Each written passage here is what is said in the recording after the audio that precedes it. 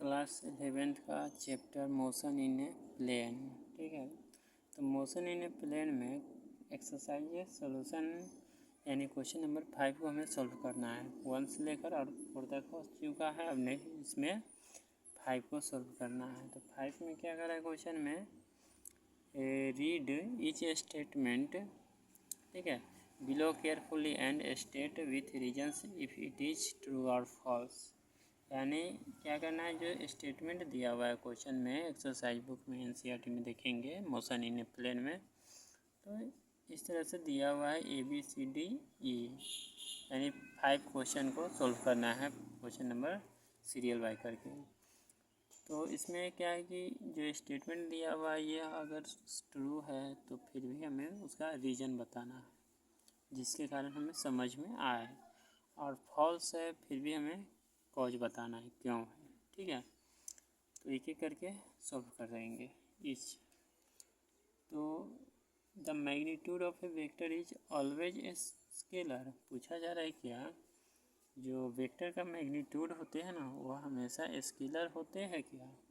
ठीक है, तो वेक्टर फॉर्म हम लोग जानते हैं इस तरह से लिखते हैं। मान लिया सपोज डेट में एग्जांपल लेते हैं ए, चाहे तो इसको सीधे ट्रू फॉल्स लिख सकते हैं लेकिन समझ में आएगा नहीं। तो समझने के लिए सबसे पहले मान लिया वेक्टर ए है जिसको में कहा है क्या मैग्नीट्यूड, तो मैग्नीट्यूड को इस तरह से शो करते हैं। तो मैग्नीट्यूड है ना, यानी मॉडुलस के फॉर्म में दिखाया इसका।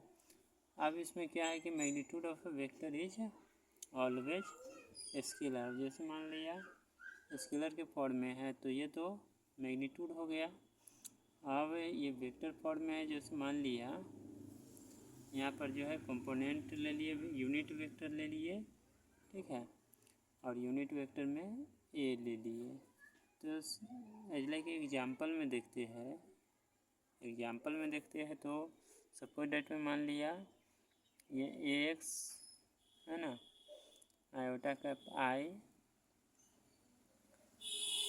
इस तरह से है, plus AY iota cap J।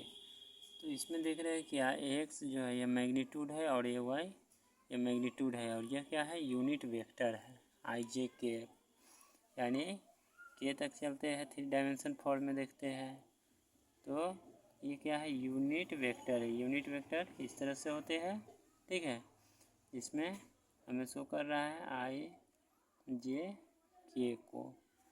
तो इसका मैग्नीट्यूड हमेशा जो है, मतलब ये मैग्नीट्यूड जो है वे स्केलर फॉर्म में हो रहा है। तो देख रहे हैं वेक्टर और स्केलर का क्या है, दोनों सेम फॉर्म में है।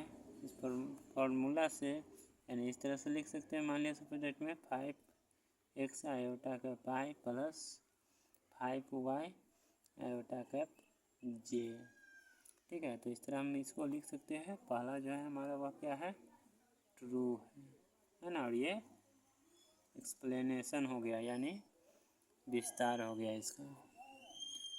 नेक्स्ट क्वेश्चन है क्या, each component of A vector is always scalar, यानी वेक्टर का जो है ईच कंपोनेंट वह हमेशा स्केलर होते हैं, या हमें बताना है, यानी किस तरह होते हैं। तो each component of A vector is always scalar में क्या करना है, हमें जानना है। जैसे इससे में एग्जांपल लिए है, मान लिया तो वेक्टर ए है ना, वेक्टर ए इक्वल टू यानी मॉडुलस ए ले लिए, और क्या कहते हैं इसी का है कंपेयर में ले लिए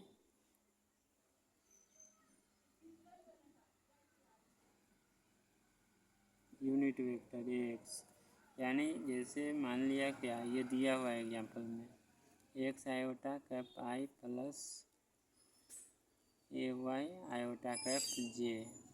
तो इसमें देख रहे क्या है, ये तो सब खुद में एक वेक्टर है ना, यूनिट वेक्टर, और ये स्केलर अलग है। तो ये संभव नहीं है जो हमेशा वह स्केलर में ही होंगे, वह वेक्टर भी हो सकते हैं। तो इसके लिए यह हो जाएगा फॉल्स हो जाएगा। इसके बाद नेक्स्ट है the total path length is always equal to the magnitude of the displacement vector of a particles. अब इसमें भी बता रहा है क्या, टोटल पाथ लेंथ जो है वह हमेशा इक्वल होते हैं magnitude of displacement of vector of a particles. तो टोटल पाथ लेंथ कहने का मतलब मान लिया क्या पॉइंट ये ए है, पोजीशन और यहाँ पर है बी पोजीशन। इसका जो पोजीशन ये से यहाँ तक गया तो इसका डिस्प्लेसमेंट भी निकल सकता है। तो डिस्प्लेसमेंट और डिस्टेंस एक तरह से ये दोनों को निकालते हैं तो फर्स्ट कंडीशन में ट्रू हो सकते हैं, मतलब इक्वल है जैसे, ठीक है। तो डिस्टेंस इक्वल टू डिस्प्लेसमेंट और डिस्टेंस में जानते हैं क्या, डिस्टेंस और डिस्प्लेसमेंट, यानी डिस्प्लेसमेंट निकाले वन पोजीशन टू अनदर, जैसे x2 माइनस x1, यहाँ पर रखती है x1 और यहाँ पर x2 माइनस x1। लेकिन डिस्टेंस निकालना होगा तो x1 प्लस x2 करते हैं। इस कंडीशन में भी देख रहे हैं इक्वल या नहीं है, नहीं ना है इक्वल। क्यों नहीं इक्वल है, क्योंकि डिस्प्लेसमेंट निकालेंगे तो x2 माइनस x1 और डिस्टेंस निकालेंगे तो टोटल x1 प्लस x2, यह डिस्टेंस का हो गया।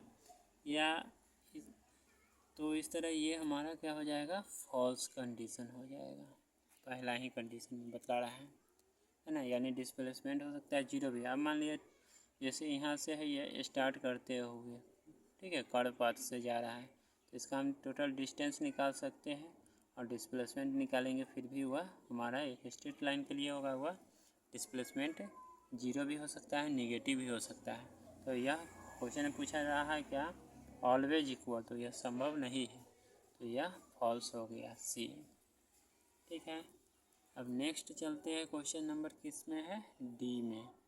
तो डी में क्या कर रहा है क्वेश्चन में, the average speed of a particle, ठीक है, the average speed of a particles defined as total path length divided by time, the time taken to covers the path is either greater or equals to the magnitude of average velocity of particles over the same interval of time. तो इसी से देखते हैं, अब average speed पे है, तो average speed में क्या होता है कि पढ़ चुके हैं चैप्टर में, यानी उसका डिफिनेशन है एवरेज स्पीड इक्वल टू होता है total path length upon time taken, ठीक है।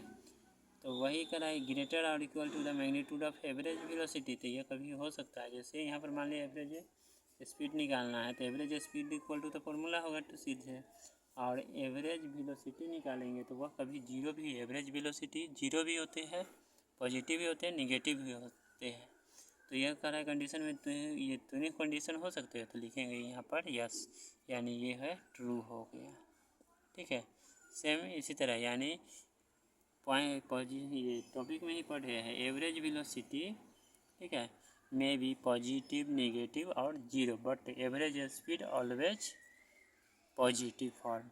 इस तरह पॉजिटिव जब होंगे, जब एवरेज वेलोसिटी जीरो होंगे और वह पॉजिटिव है तो उसका वैल्यू एवरेज स्पीड का निकलेगा, तो एवरेज स्पीड जीरो होंगे। तो मेन पॉइंट हमें पढ़ लेना है, ठीक है। फिर नेक्स्ट है,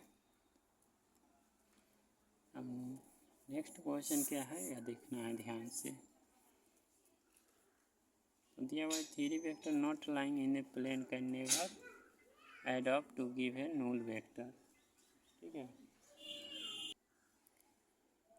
तो कंडीशन नंबर 5 में है, यानी क्वेश्चन नंबर 5 का ई में 3 vector not lying in a plane can never add up to give a null vector.